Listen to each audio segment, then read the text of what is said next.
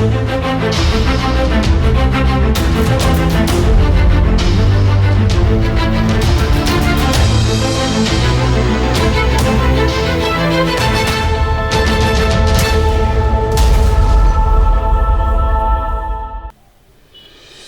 Next generation news channel में आप सभी का स्वागत है। आपके सामने मैं हूं सपना सिंह। मेरे साथ आप देखेंगे आज पुणे के दिन भर की सारी खबरें। पुणे के लिए आई एक अच्छी खबर, कोविड-19 रिकवरी दर में वृद्धि, नीचे की ओर आई मृत्यु दर और सकारात्मक का प्रतिशत।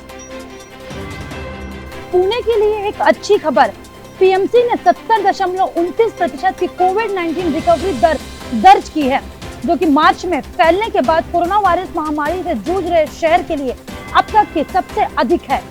कोविड-19 सकारात्मक मामलों का प्रतिशत 17 जुलाई से 23 जुलाई के बीच 26.1% से घटकर 31 जुलाई से 6 अगस्त तक 24.1% हो गया है। मृत्यु दर पिछले सप्ताह से 2.43% से घटकर 2.39% हो गई है। जुलाई में शहर और पड़ोसी क्षेत्रों में हाल ही में 10 दिन की तालाबंदी और परिणाम स्वरूप संख्या में सुधार देखा गया है। शुक्रवार को महाराष्ट्र के मुख्यमंत्री उद्धव ठाकरे, उप मुख्यमंत्री अजित पवार और स्वास्थ्य अधिकारियों की उपस्थिति में एक वीडियो सम्मेलन आयोजित किया गया था। बैठक में ठाकरे ने अधिकारियों से यह सुनिश्चित करने के लिए कहा कि शहर में मृत्यु दर और कम हो जाए।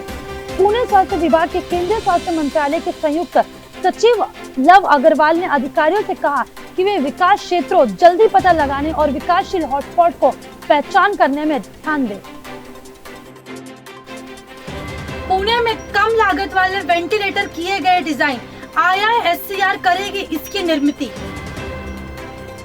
Indian institute of science education and research IISCR Pune के वैज्ञानिकों की एक टीम ने कम लागत वाले वेंटिलेटर को डिजाइन और विकसित किया है। कम लागत वाले वेंटिलेटर का प्रोटोटाइप आईसीयू के लिए अमेरिका वेंटिलेटर का एक संस्करण था। अब कम लागत वाले वेंटिलेटर बड़े पैमाने पर निर्मित होंगे। रिपोर्ट के अनुसार IISCR ने औपचारिक रूप से प्रौद्योगिकी को हस्तांतरित कर दिया है और पुणे के सटीक going and instrument private limited के साथ एक समझौता ज्ञापन पर हस्ताक्षर किए हैं। कंपनी नियामक अनुमोदन के लिए बड़े पैमाने पर विनिर्माण का काम करेगी। उमाकांत रापोल और सुनील नायर, दोनों एसोसिएट प्रोफेसर, संस्थान ने भौतिक विभाग में अप्रैल के महीने में कम लागत वाले वेंटिलेटर का विकास किया। कोरोना के बढ़ते प्रादुर्भाव को रोकने के लिए मिशन जीरो पुणे की शुरुआत। कोरोना संक्रमण को रोकने के लिए सामूहिक प्रयास किए जाने चाहिए। संरक्षण मंत्री अजित पवार ने कहा कि नागरिकों के सहयोग के बिना इस संक्रमण को नियंत्रित करना असंभव है। मिशन जीरो अभियान मुंबई के धारावी और मालेगांव में लागू किया गया था।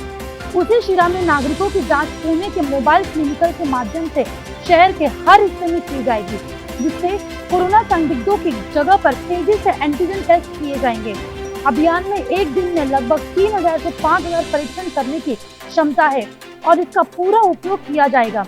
इसलिए यह समय में संदिग्धों या कोरोना को खोजने में मदद करेगा और यदि वे अलग अलग हैं तो पीड़ितों की बढ़ती संख्या को रोकने में मदद मिलेगी। ये बात प्रशासन ने कही। देश की पहली किसान रेलवे आज से दौड़ेगी ट्रैक पर। देउल्ली और दानापुर के बीच चलने वाली देश की पहली किसानों की ट्रेन को शुक्रवार को वीडियो कॉन्फ्रेंसिंग के जरिए हरी झंडी दी गई। इस साल के बजट में कृषि और खराब उत्पादों की निर्बाध आपूर्ति के लिए एक किसान रेलवे शुरू करने की घोषणा की गई थी। केंद्रीय कृषि मंत्री नरेंद्र सिंह तोमर और रेल मंत्री पीयूष गोयल ने शुक्रवार को पहले किसान रेलवे को हरी झंडी दिखाकर रवाना किया।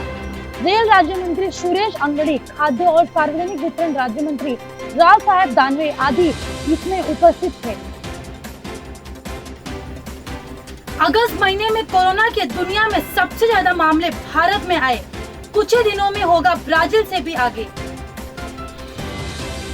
देश में कोरोना के लगातार बढ़ते मामलों ने सरकार के साथ साथ देशवासियों की भी चिंता बढ़ा दी है। पिछले 9 दिनों से लगातार 50,000 से ज्यादा मामले दर्ज हो रहे हैं।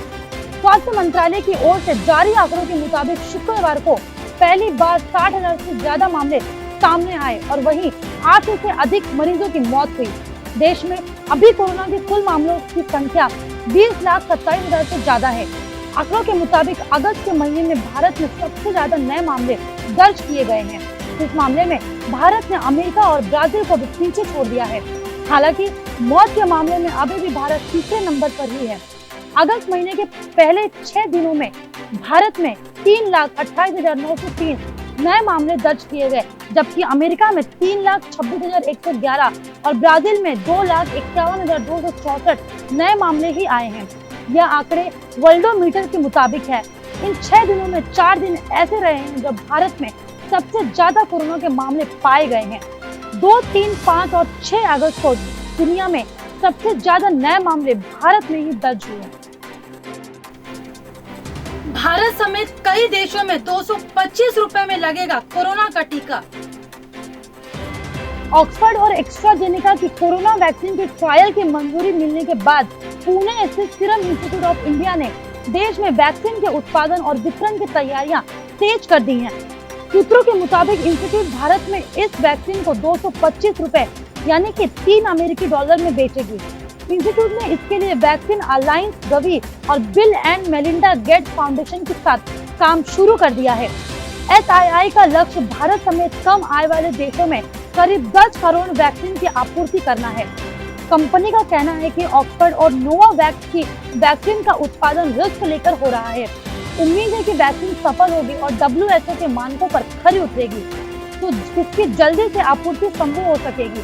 जानकारी के अनुसार bill and Melinda Gates foundation के ने करीब 150 मिलियन अमेरिकी डॉलर की मदद देने का वादा किया है।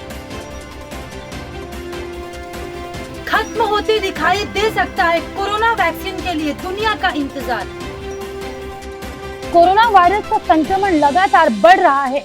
इस बीच एक अच्छी खबर भी आ रही है। दरअसल कोरोना के वैक्सीन के लिए दुनिया का इंतजार खत्म होता दिख रहा है। रूस से तो शुक्रवार की शाम बड़ी खबर सामने आई है, जिसके मुताबिक रूसी स्वास्थ्य मंत्रालय से जुड़ी एक संस्था गमलेया रिसर्च इंस्टीट्यूट द्वारा निर्मित इस वैक्सीन का 4 दिन बाद पंजीकरण होने जा रहा है।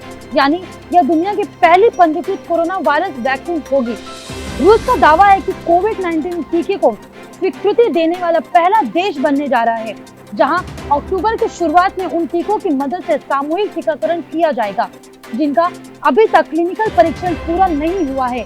इसे लेकर दुनिया भर के वैज्ञानिक चिंतित हैं कि कहीं आगे आने की दौड़ में यह उल्टी न साबित हो जाए।